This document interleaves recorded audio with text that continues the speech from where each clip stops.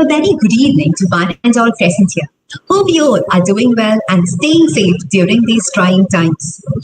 On behalf of Shaastra, as part of this year's campaign, I, Akshay Radhakrishnan, would like to welcome you all to today's panel discussion on From Obstacles to Opportunities, a Paradigm Shift.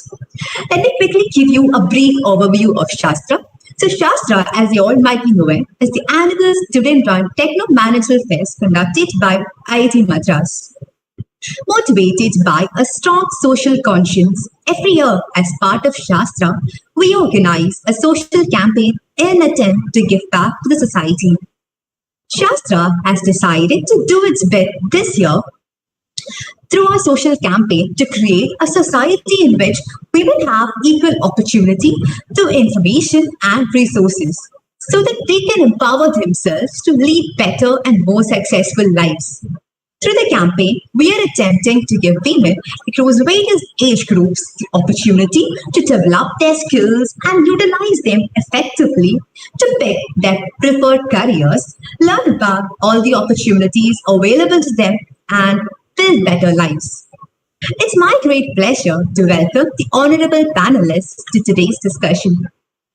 Our first panelist is Vandhana ma'am, who is a truly inspiring entrepreneur. She is the CEO of WSquare that offers women a space to work out of uninterrupted by million goals and focuses on bringing women back to work. Welcome, ma'am. Next, we have Preeti ma'am, an IIT Madras and MIT alumnus. Apart from being one of the coolest pros of IITM, she is a marathon runner and an avid blogger. Welcome, ma'am. Next, we have Jagadharini ma'am. Backed by 30 years of industry experience, Jagadharini ma'am now spends her time conducting investor education programs. She has conducted close to 100 programs and reached 3,000 investors. Welcome, ma'am. Our final panelist is Roopa ma'am, a passionate entrepreneur and an IIT Madras alumnus. During her free time, she enjoys traveling and cycling. Without further delay, let's get started. So, today, we have four incredible women who have carved their way to success in various fields, capturing everyone's heart and giving courage to those who are dreaming of such similar careers. So, how did you figure out the perfect career to you? And was it something that you had always dreamed of? Preeti ma'am, would you like to go first? Sure. Thank you so much, Akshay. It's a pleasure to be here. And I guess I'm probably in the minority here, but I knew that I wanted to be an academic. I wanted to be a professor right from my school days. I also come from a family of teachers. So it was a very obvious choice for me. And it has been really rewarding, especially for situations like this where I see students of mine do such meaningful stuff. So yes, it's what I always dreamed of and much more as well. That's nice, ma'am. Vandana ma'am, would you like to add on to it? For me, more than a career that I've always dreamed of, it was more of a career by choice. So entrepreneurship was something that I took up after my children were born. So I had taken a break from work for almost 3 to 4 years. And getting back to work was something that I couldn't take up because I always had the guilt of leaving my children away and going back for long hours. So it was that is what which pushed me into entrepreneurship. So I was working in an agency for almost 1 year and I couldn't do the normal 9 to 6 job. And instead of doing the 9 to 6, I thought, why can't we do something from home? And I spoke to a lot of my classmates and a lot of my colleagues who were at home similar to me, who had quit their jobs because they were married or because they were moms and were sitting at home. And we started working with them from home. And we started a small community. And they started working from home just like me. And we started a small agency through them. And that's how our community built and, got into WSquare. So for me, it was more of entrepreneurship was more of choice. Entrepreneurship was more of a convenience.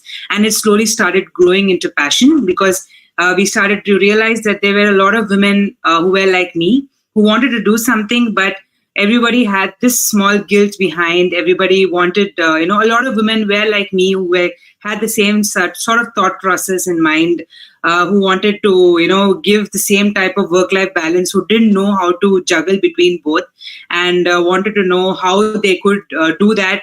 And, some could get back to work, wanted to, while some didn't know how to. Some wanted to get into entrepreneurship because they wanted to spend more time at home, and which in turn turned into a great passion project for themselves. So that itself became a career for me. And that's how my entire story revolved around. And that became a passion for me. And I wanted to create more stories like myself with the community of women that I spoke to. And that's how my career journey started. That was very interesting. Moving on. A society in which women cannot realize their full potential loses out on the big potential for innovation, economic growth, and job creation. So, what do you think can be done to improve the current scenario so that more girls are able to fulfill their dreams and follow their passion? Jagadharini ma'am, would you like to go first? Sure. Actually, probably I'm a decade before all of the other panelists, so to say. I'm kind of at the end of my so-called career over. I'm doing a second career, which is basically educating people on their financial well-being, so to say. I used to, in fact, what I did was set up the biggest stock exchange in the world, the largest stock exchange in the world, National Stock Exchange, part of the team which set it up. That's my so-called name to fame, so to say.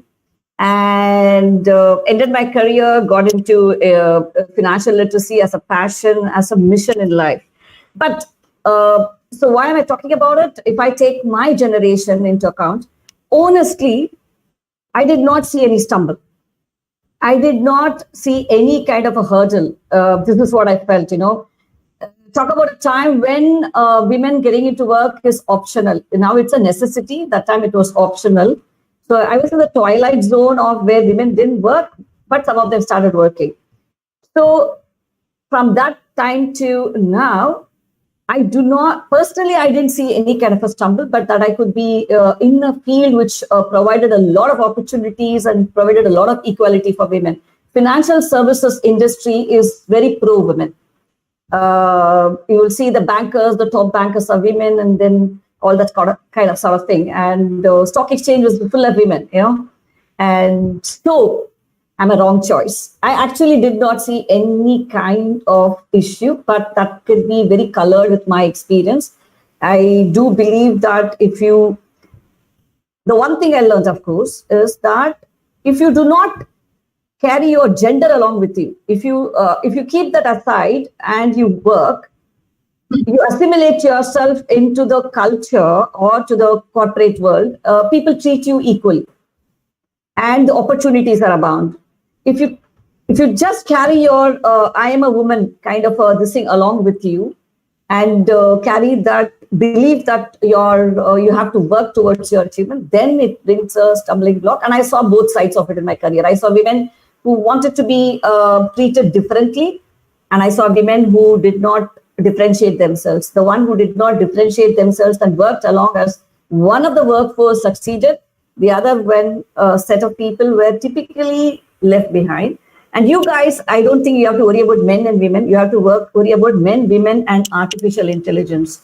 The next generation has to worry about your jobs being taken away by something beyond humans. So that's my 2 bits about it. I'm sure that others will have other kind of experiences to share about it. Moving on, I have a question for Vandhana ma'am. Vandhana ma'am, could you please tell us what motivated you to start WSquare, and how has the response been so far? So like I mentioned before, right? So what motivated us was when we started off, we never had an office space. So we started very small. We started at home. We used the internet the max. So we had Gmail, we had Google Drive. We used to have groups on WhatsApp. We used to have our calls on Hangouts, and our client meetings used to happen in all coffee shops. So that's how all the meetings happened. And all our designers and content writers and all our employees were basically part-timers and women who used to be at home and work on contractual basis with us. So we had women working across the country, from Coimbatore to Kerala to Bangalore to Chennai, to Vellore, to all kinds of places. And when we were talking to all of them, though they were able to give the best of work with us, one of the major pain points or the challenges that a lot of women faced were that their productivity, they felt, were not to the maximum because there were always some kind of hindrances that they felt while they were working at home. They were always, they felt that they had an inner struggle within themselves, that they were not feeling motivated enough to give their maximum potential while they were working. And they felt that if they could come out and speak to a community of women who were like-minded like them, they could talk about their challenges. They could talk about finding the right type of mentor whom they could share among themselves.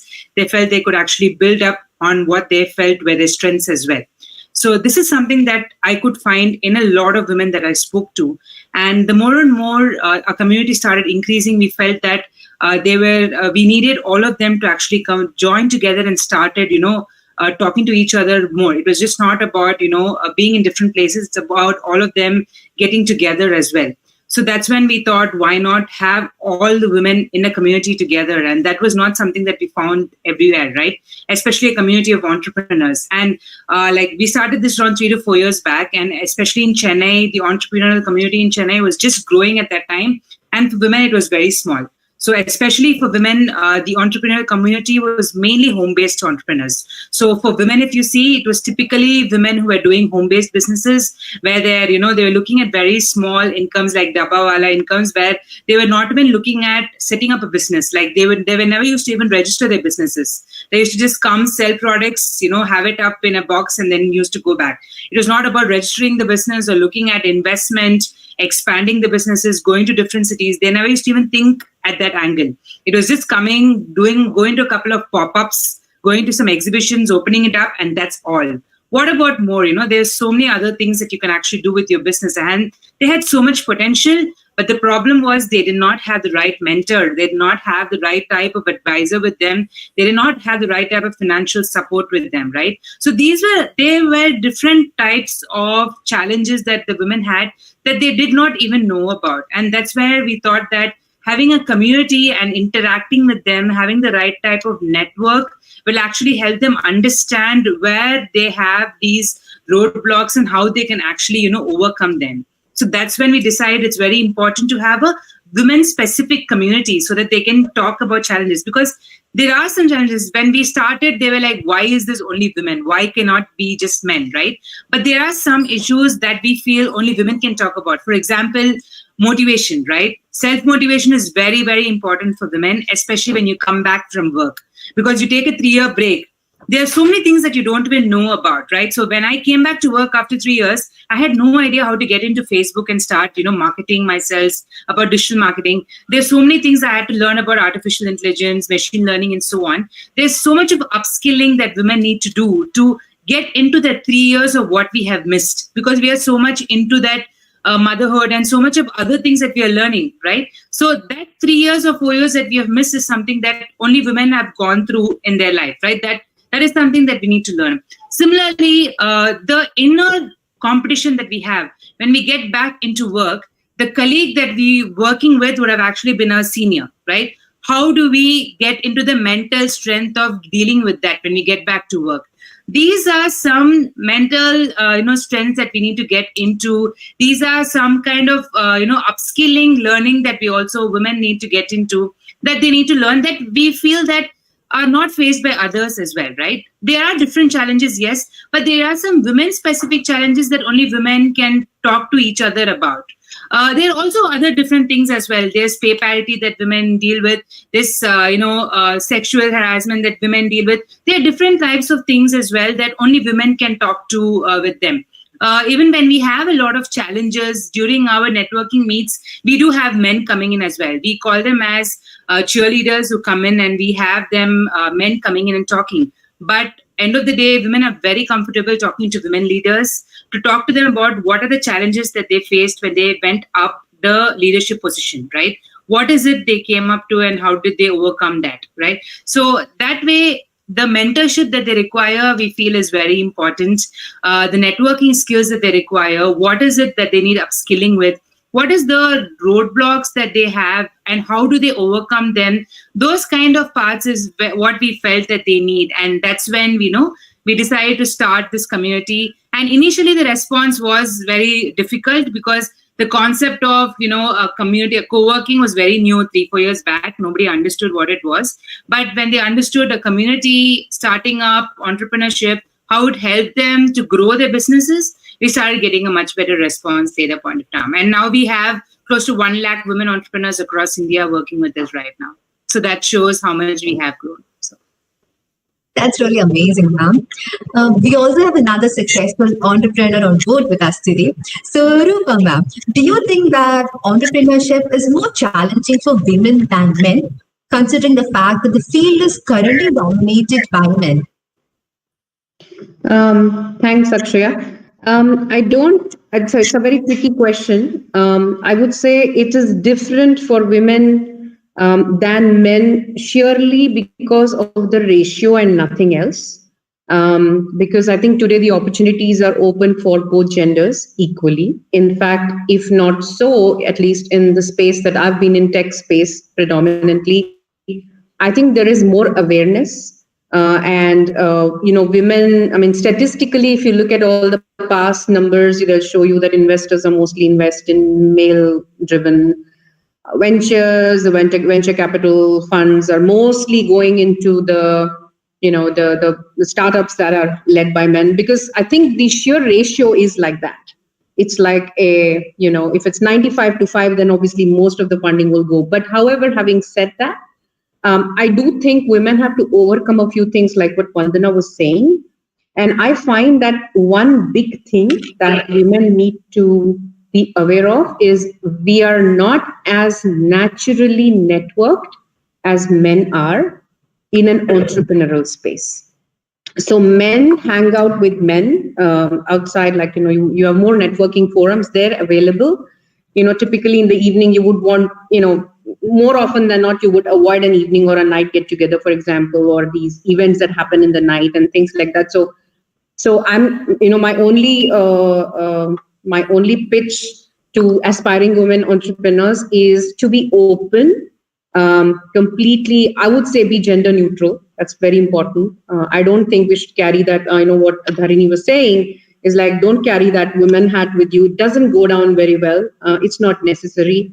It's like putting up a face. But I think it's very, very important to be confident, be open to network, don't be shy, because you don't ask, you don't get in this world, especially in the world of business. You need to be vocal. And, a lot of people say, oh, she's aggressive, but I'm sorry, but that's required in a business. Men are also aggressive. They just may not shine as aggressive as women shine as aggressive, because it demonstrates a trait which probably naturally doesn't go with women, right? Typically the docile or the, accepting behaviors. And it highlights, because predominantly women are still the more caring, nurturing, receiving and kind of folks. So there is a big shift that's happening. So I would like to be optimistic about this, and I think it's an open world. Women should just go out and seek, not be the victims, but find solutions, be vocal, and obviously go out openly and network, demonstrate, learn to be salespeople. That's important. Yes. What advice do you have for the aspiring entrepreneurs, ma'am? So I think honestly, it's a lot of journey is in the head. I think passion can overcome anything. And I think that building that passion is important. Find out what it is that you're passionate about. Be very, very certain about it and go after it. The methods, plans will evolve. Things change, circumstances change, markets change. You might want to think you do business in one country, end up doing in another. The means could change. But I think the passion, by far rules everything. Because the passion demonstrates everywhere. You make a sales pitch, you go ask for funding, because I think who would bet on you, right? Like if you're like a dull, okay, maybe if, so I think that's important. The passion and the confidence needs to demonstrate. And I think if you can demonstrate that passion and have the passion to do something for a long term, is what I would suggest. Because I do see a lot of entrepreneurs, not just women, kind of wanting to be the next Flipkart or the whatever the e-commerce giants in Google, and make a quick buck, divest early and things like that. But I would say bet on things for the long term, build a meaningful business, the returns will come naturally. Thank you, ma'am, for your insights. So we have now heard from the women entrepreneurs on board with us today. So now let's hear from Preeti ma'am to know about the situation in the field of technology. So Preeti ma'am, do you believe that the skewed gender ratio during your time as a student, which is still prevalent in the engineering colleges today, affected the opportunities that came along in your field of study? So, of course, yes, I did study at IIT Madras, as did Roopa. And in our time, also the number of women in the class was very small. It's improved a little bit now, I would say, but it's still not, I'm not happy yet because it's still not the same as in the population outside. So we're still, women are still a minority. And I believe that changes the lived experience during the 4 years in college, definitely. And it cannot be denied. Like Jagadharini ma'am was saying earlier, I didn't enter into college thinking that, I'm a woman, my situation is different, etc. I wrote the same exam as my guy classmates did. And that is the same situation for you as well. So it wasn't intended that I would feel different. But the social construct right now is such that invariably the type of experiences that we have in college, even in an institution like IIT Madras, where we clearly want to roll with the times, be different, be good to all the students that we have, and so on. There are I would say big gaps. Having said that, I think it was up to us we were together a lot, I would say, when we were in our student life, and it was up to us to not let it negatively impact what we went after, and what we really wanted to do with our lives. Of course, the opportunity was there for the taking. So as long as from within we found a way to overcome whatever barriers were there, and despite the lived experience being a little bit different, even back then the networking aspect would be different for women than for men, purely because of the numbers. So even I remember silly things like there were a group of us, we were very interested in participating in extracurricular activities, debates, and so on. All the notices for events like this from other colleges in Chennai would go to the boys' hostels. They rarely ever came to the women's hostel. And, one day we were shocked to know that there's so many events that are going on every day. And boys are taking permission or just skipping class and going and attending these. And we just didn't know. We were only attending whatever was there in our campus. And at some point we figured this out and we felt really bad about it. I think hopefully it's a little bit changed now, but we grabbed it with both hands. Once we found this out, we were smart enough to go look in the boys' hostel notice boards also and make sure that we could participate in whatever we felt like, whether it was singing, which by the way, Roopa was very good at. And she used to take part in things like that, or speaking, or the dumb charades type of events, etc., that some of us liked, or even sports we did manage to get. I believe, at least speaking for myself, I believe that I managed to grab the full 360-degree experience of IIT Madras in the 90s.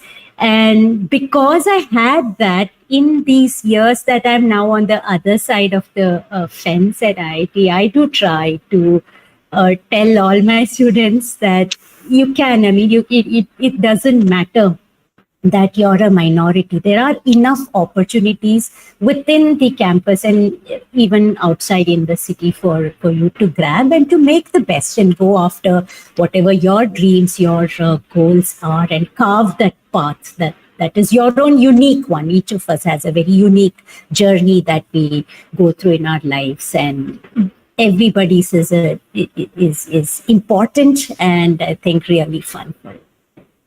I think that would be my long answer to your short question. Next, I have a question for Jagadharini ma'am. Ma'am, could you tell us what the government is currently doing to help increase the financial literacy among women from different backgrounds? And also, what are the avenues to these programs? Ma'am, could you please unmute yourself?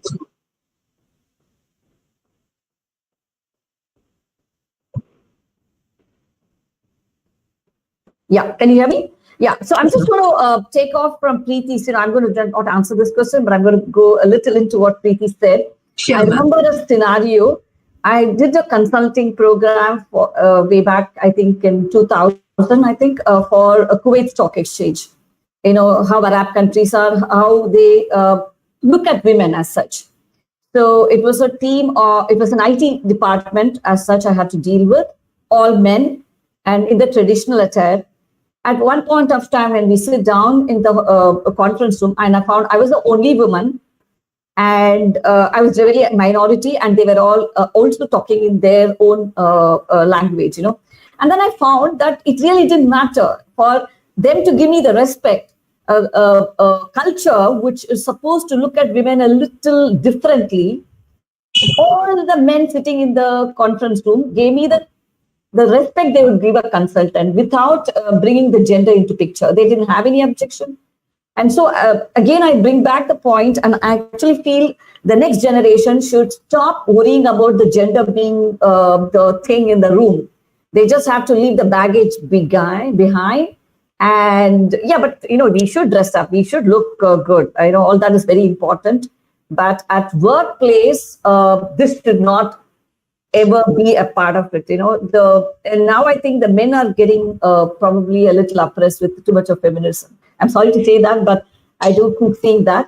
Why I brought the experience in Kuwait is that about the culture which does not look at women working at all. The men ready to listen to me simply because I am able to give them an expertise which they lack. They did not look at my gender. They had the utmost respect for me. So I'm just saying, just go ahead, ignore that you are a woman. Think that, as Roopa said, look at your capabilities, look at your expertise. And yes, she's right. There are very many kinds of networking. It doesn't have to be going for a beer with them, you know. It could be all other kinds of social gathering, and which in a way women can do as well. So coming back to my question, since you have put me into a bracket of only financial literacy, I'll talk about it. But it's my current passion. I do financial market training. It is not the role of government actually to bring the financial literacy. It is our individual requirement to be financially literate. Having said that, organizations like the regulators like RBI, SEBI, PFRDA, IRDA, etc., they have created entities like NISM, NCFE. These guys actually go ahead and do free sponsored programs, you know, for schools separately, for corporates, and for clubs, free programs on financial literacy. You know, people have to come and sit. They just require around 30 people to be together. Nowadays, it's virtual. As long as people come and sit together, the programs happen. And so, in a way, it's government-sponsored because it's funded by large institutions.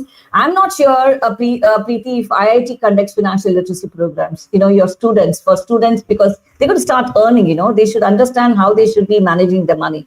Or the professors. How are you looking at your retirement? You know, the entrepreneurs need not worry, but because they think they can work till the end. But if you're in a career, there is a finite shelf life. At 60, you're asked to go home. So it is lacking. So I was very impressed with the video where they showed the financial literacy. It's just not women, even men are quite financially illiterate. So it's a pleasure to be talking to people, and then the penny drops for them. When I do these sessions, the penny drops for them, and maybe 10 to 15% of them go ahead and do something about it in their life. But there are around 50% will still be very lethargic about it, and so that's how it is. Anyway, so it is there. The program is there. People have to grab it. People have to. The leaders have to make it a point to. Just a little story.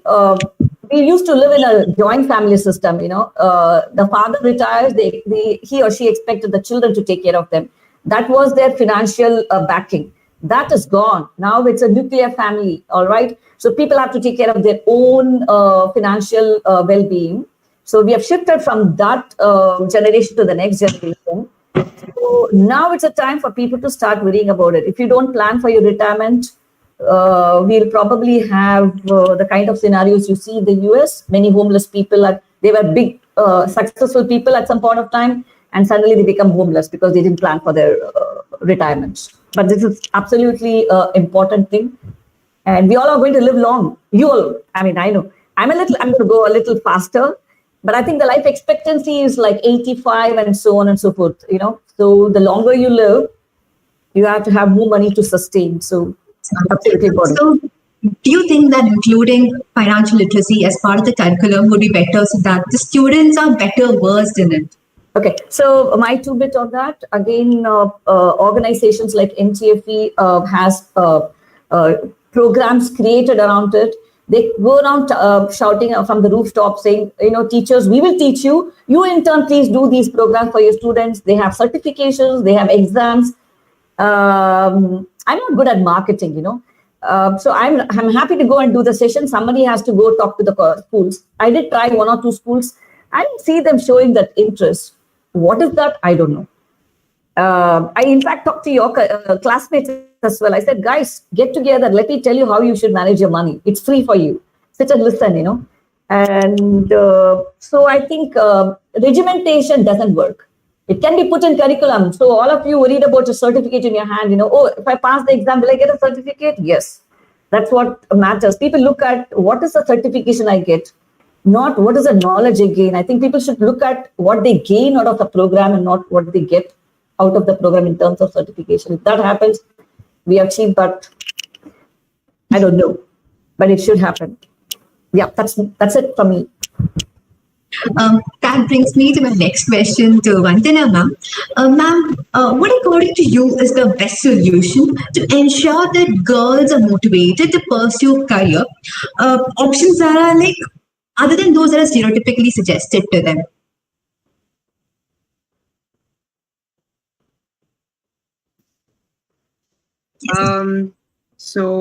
Something to motivate them, right? Yes, ma'am. So that they don't end up choosing the career options that are usually stereotypically suggested to them, taking up different career choices. What is the best solution that we can ensure that this happens? I think it's very important that they get molded from the beginning itself, from the early years of their college itself, right? So I think one of the main areas would be, these kind of events that you have. If you see a lot of colleges right now are having a lot of these kind of events and a lot of meetups that they have, which talks about various options that are available for, students. The second thing is a lot of organizations are now coming up with a lot of competitions and pitch events, right? There are a lot of startup pitch ideas. There are a lot of brands are coming up with now where they're encouraging students to actually participate and come up with new ideas. For example, the hackathons. Now, if you see, there are hackathons happening everywhere, right? There's all new age companies are coming up with hackathons every side, asking for new codes, asking for new innovations, and rewarding. And most of the time, students are the ones participating. We did hackathons with Facebook. We did hackathon with ThoughtWorks. We did hackathons with PayPal, where we encouraged a lot of women to come in and come out with solutions in artificial intelligence and machine learning. So this was mainly to encourage students to understand how AI and machine learning works and to give them opportunities to upskill themselves, right? So I think a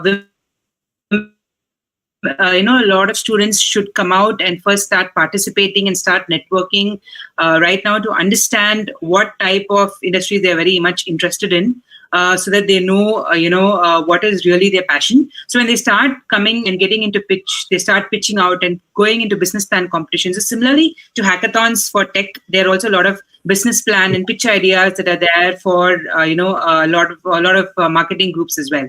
Management students as well. So that is something that they can get along in as well.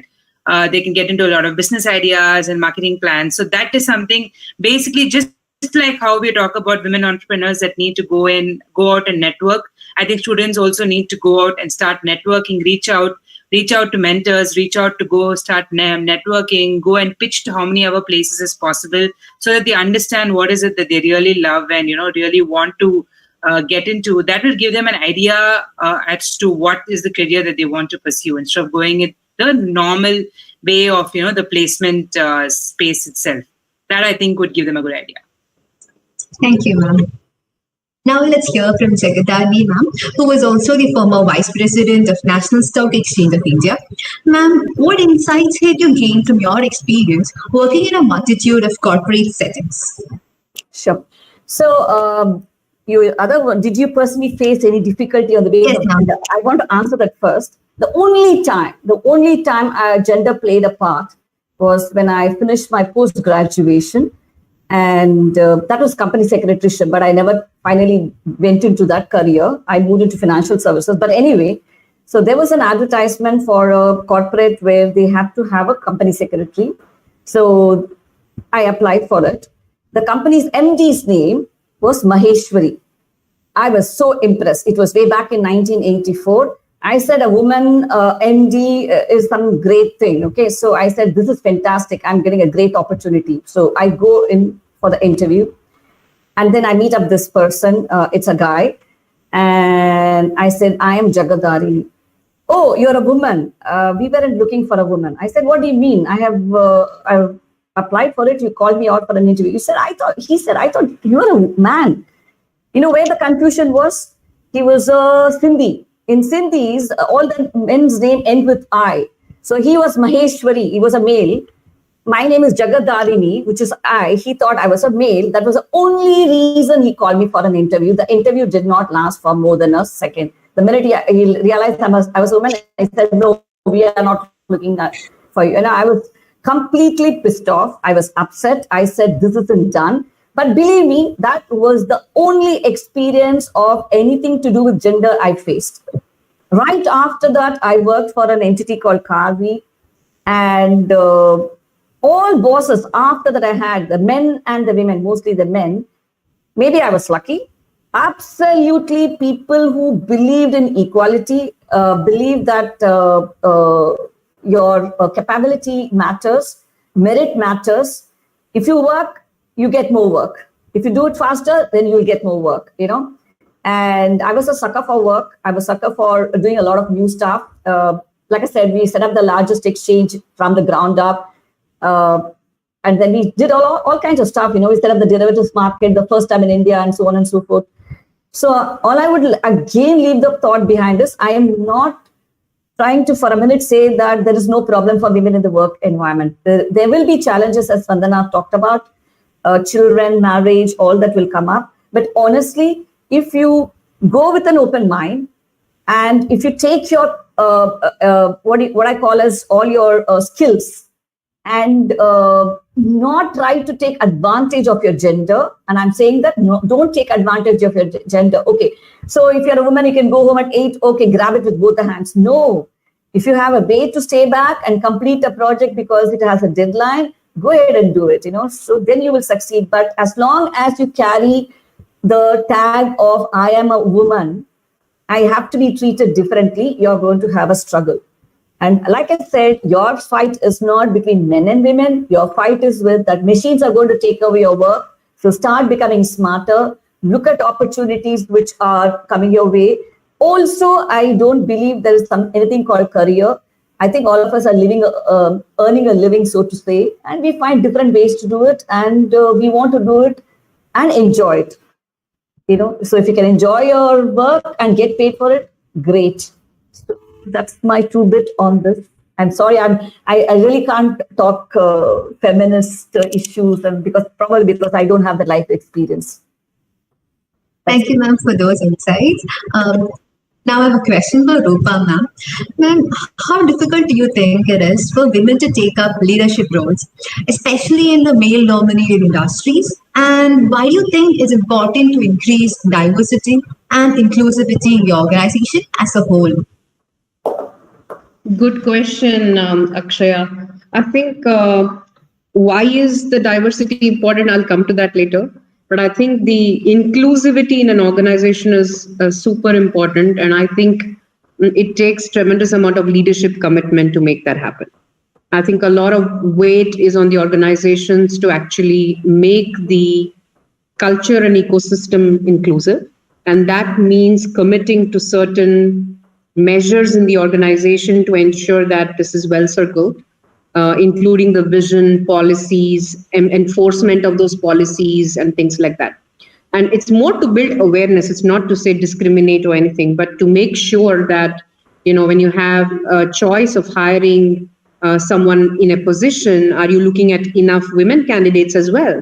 Is that, that's not to say that, you have basically equal credentials, more like an affirmative action. But if you're not asking for the department to actually look at some more women candidates as well, and you're not going to get that sample to evaluate, right? So a small change that an organization needs to make at that level. But I think the awareness is very, very important. Why should it be inclusive, and why is gender diversity, not just gender diversity, diversity overall, like race, caste, everything, right, is important? Because I think it brings about a balance. It brings about different perspectives, which are very, very important for an organization to run with meritocracy. So otherwise, it tends to become one channel and one channel only, and then that channel does not like to be challenged by anyone else because they're just used to one line of thinking. So it's very important to have the diversity in a team, in a boardroom, in leadership roles as well, because they bring perspectives and then help each other become mature enough to handle those perspectives, to respect those perspectives, and perhaps maybe bring about the best for the organization. And not just because he or she thinks so, but it is because a diverse set of people have sifted through this homework and find that it's actually reasonably good and have this feedback included, right?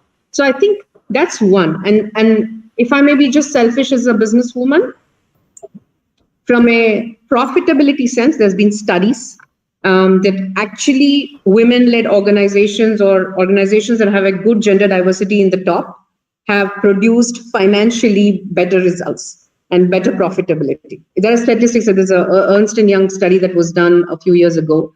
I think you can Google it.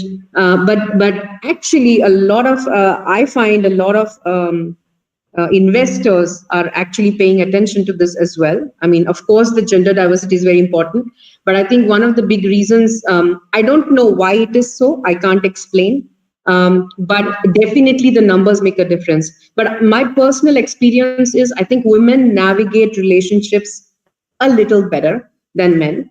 The social emotional intelligence quotient lies beneath naturally for women, maybe for some men, but I have seen that definitely women can navigate in leadership roles from a relationship perspective very, very well, in terms of people, EQ, some of these things which are very, very important at that level. And they bring some sort of a completely different perspective, I think, from what's on the table perspective. I've seen this, witnessed this in various organizations that you want me to add.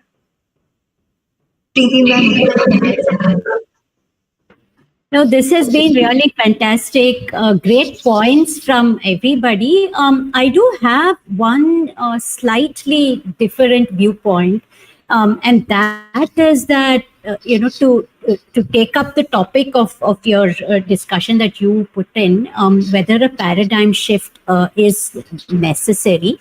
I think absolutely it is essential, and a slight deviation also, or difference of opinion from Jagadharini also, is that I believe that our identity, including our gender identity, is important for each of us.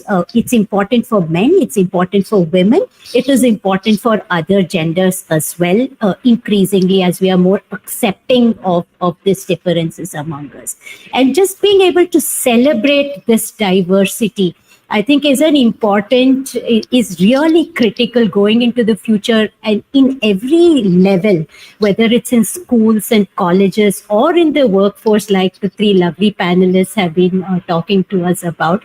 I think just being able to be free and celebrate who we are, for what we are, for what is our accepted identity throughout our lives. I think this is critical. And for me, that is, if that paradigm shift in each of our minds can happen, I believe that it can be very critical. Okay, ma'am. Now we'll be taking a short break from the questions. We'll watch the campaign video and get back. So this year, we knew we had to run an entirely online social campaign. What we didn't know was how difficult it would be to plan the entire thing. But right now, standing here in front of you, or sitting here in the true spirit of online mode, I feel really proud to present on behalf of Shaastra a social campaign.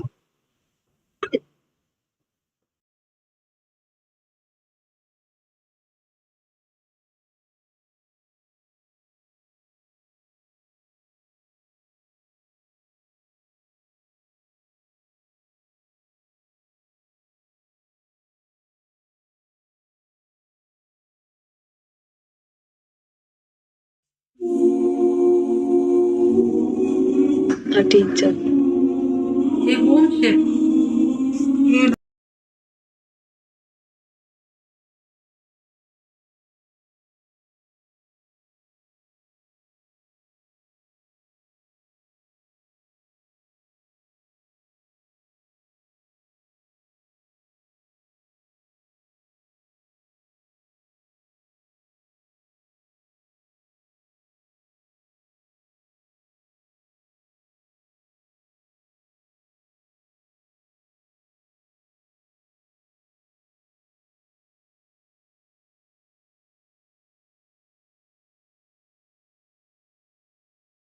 A teacher. A home chef.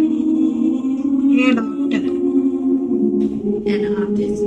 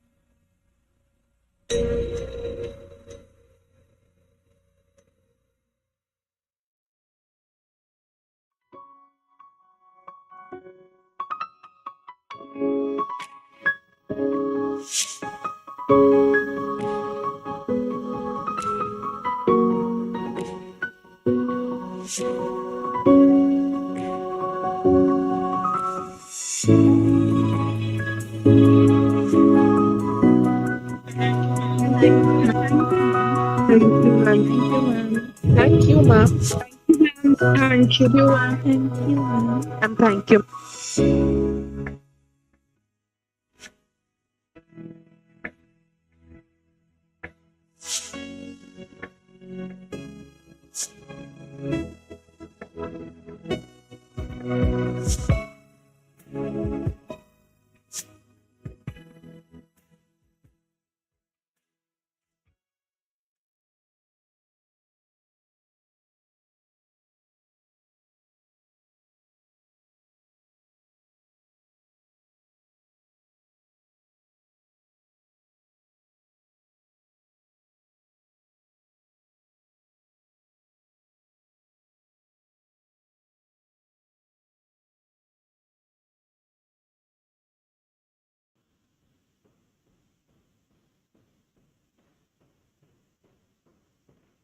Vandhana ma'am, would you like to go first this time? What are your thoughts about our campaign?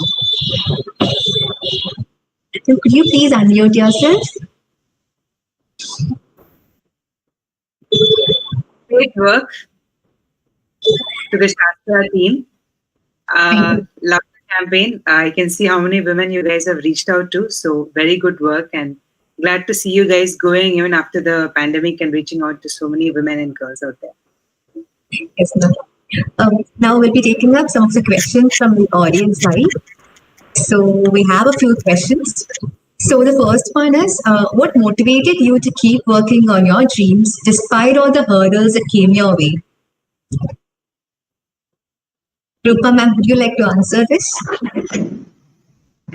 I think, I don't know, it's just a sense of going forward and looking forward, and also having a positive mindset that things can happen, that I can do it, and also giving myself room for failures. So if I have failed, then I just, it's good to be aware, it's good to reflect, and then it's time to spring back. So it's very important. I don't think one needs to be honest with oneself. If things have not worked, then they've not worked, or you've got some feedback, then you need to reflect on that. Always be open-minded and always be a student. I think that's my rule. So. Yeah. We have another question. How do you think we can change the mindset of people towards women? Preeti, would you like to answer this? I think there's a small magic pill that they are producing. It's part of the Make in India campaign that we are working on. That was hilarious. So, Chemical Engineering Department at IIT Madras. Exactly. This is our secret project. Now the cat is out of the bag. No, seriously. It's not just one thing that we can do. First of all, for myself, I believe that I've had a very privileged life, I would say. I always say this, I've been extremely lucky in every single step that I've taken. I feel like, I've enjoyed some weird kind of luck all the time.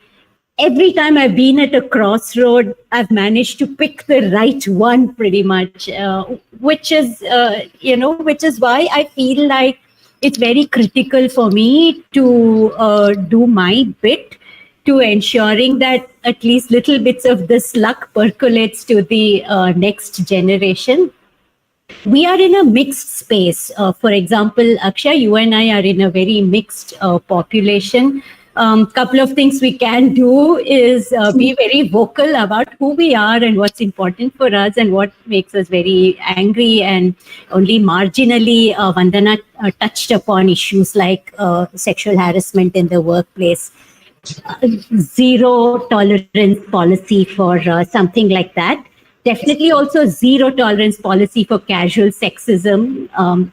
Every time we see it, we call it out. And I don't think that your classmates or my male colleagues are bad people, even when they indulge in something like casual sexism.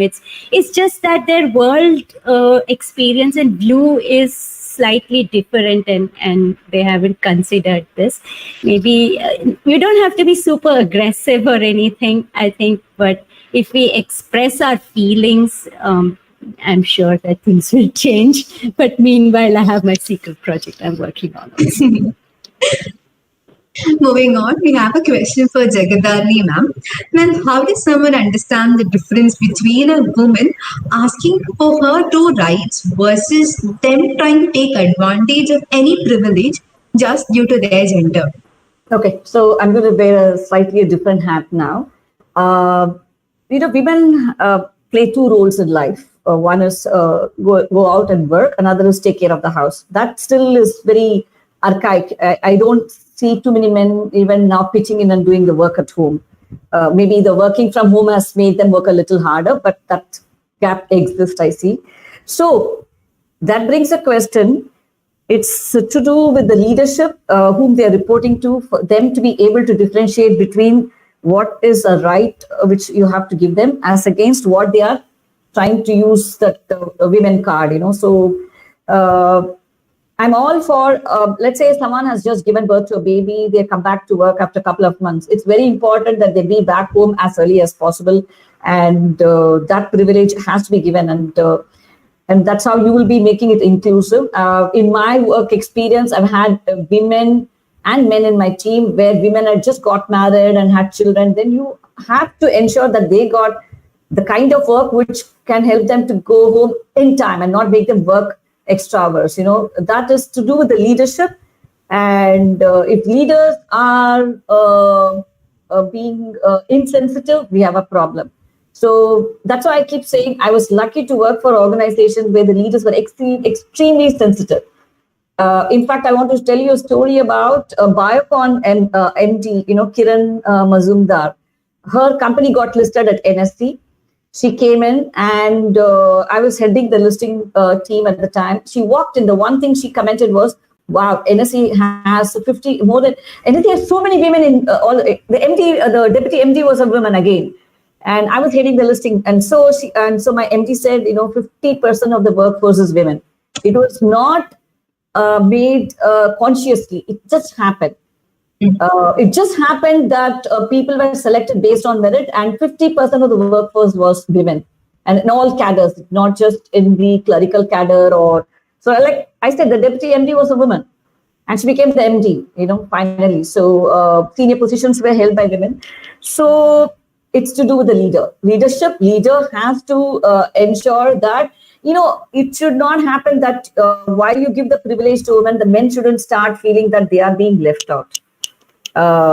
So we will let them go out and have a couple of smoke breaks or whatever it is.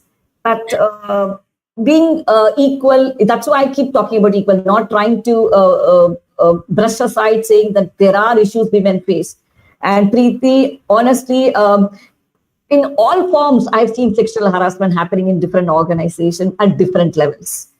So that was controlled by the leadership. If the leader is good, the leadership is strong, it is cut. So it's a very normal human behavior, I think, that the one which is stronger takes advantage of the one who's probably physically weaker, not emotionally or mentally. Women are probably the strongest, but physically weaker. So it will be taken advantage of. It's the leadership which has to ensure. And as many of you grow into leaders, you've got to be sensitive towards it. And especially the men leaders have to bring in the feminine part of them to play a little bit, so. Thank you, ma'am, for that. We'll be taking one final question from the audience side. So are there any women role models that you look up to? Roopa, ma'am, would you like to answer this time? Yeah, I think most first generation women entrepreneurs are my role models. Kiran Mazumdar is one of them, but there are a few others abroad. There is someone in Spain and someone in the US as well. But the thing is, I think we have a dearth of them, and we really need more of them from a role model sense. And I think we need to build that base. But I think those are some of them that I look up to. But I don't just have women role models. I obviously have a lot of role models in general, Narayan Murthy being one. And I really, I think, get inspired by a few leaders who speak. They may not be entrepreneurs, Simon Sinek and a few others. So, yeah, those are some of the feeds that I read. I read Narendra Modi's feeds as well. So there are a few prominent personalities, influential personalities that really inspire me. Thank you. Since we are running out of time, Preeti, ma'am, could you tell us what is a final piece of advice that you would like the audience to take away? So this is when I start my 50-minute lecture and preach to you on how to live your life, I think. Is that what you're saying, Akshay? The final advice, that you were to take away from this session. Absolutely. This has been a very lovely session. I think that we should all take away the fact that our future is in good hands. that we have a group of 17, 18-year-old college students arranging a session like this, right? This panel itself is so diverse, talking about, there's entrepreneurs in two different spheres here, financial literacy and there's one person in this panel whose financial literacy is about zero. I think it's remarkable. So I think a big takeaway from this session definitely is that future is looking great, and that we should continue to do every activity like this with full passion and enthusiasm. Life is really amazing, and it's great that we could embrace life together and celebrate diversity together in this short session. Wish you all the very best. Thank you, ma'am. With that, we come to the end of our session. I would like to extend my sincere gratitude to all the panelists and the audience. The willingness of the panelists to share their time and expertise in the session was critical to the success of this event. We hope that you found this discussion informative and worthwhile. And do check out our campaign website and the social media handles for more updates on our campaign. And once again, thank you so much for being a part of this discussion. Thank you. All right. Thank you so much. Bye-bye. Bye. Good luck. Thank you, ma'am. Bye.